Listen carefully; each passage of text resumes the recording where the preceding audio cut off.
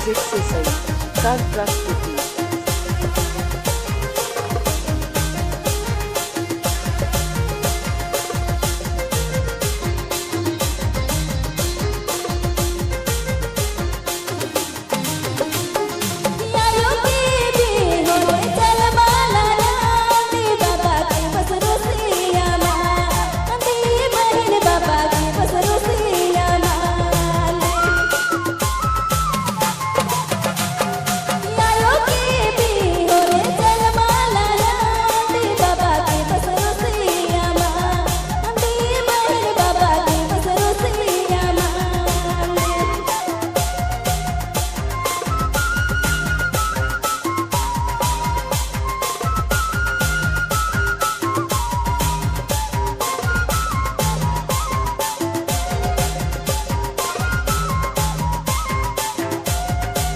Subscribe करें हमारा YouTube channel को मस्त मस्त गाना सुनने के लिए।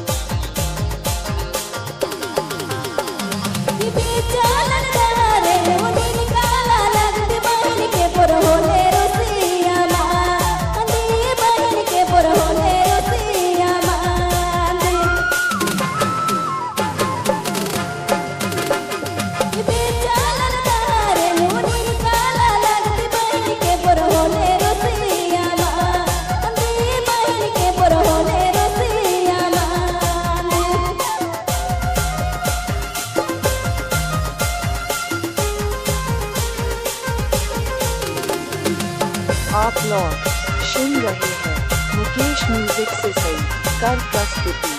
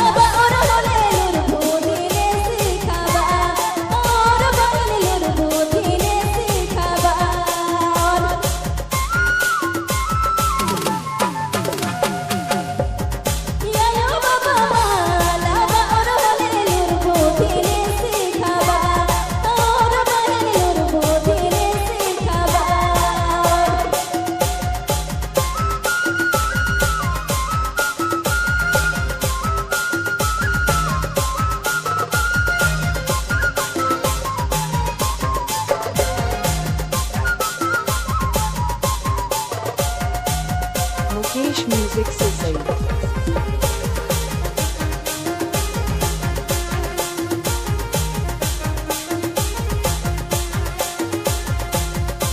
सब्सक्राइब करें हमारा यूट्यूब चैनल को मस्त मस्त गाना सुनने के लिए।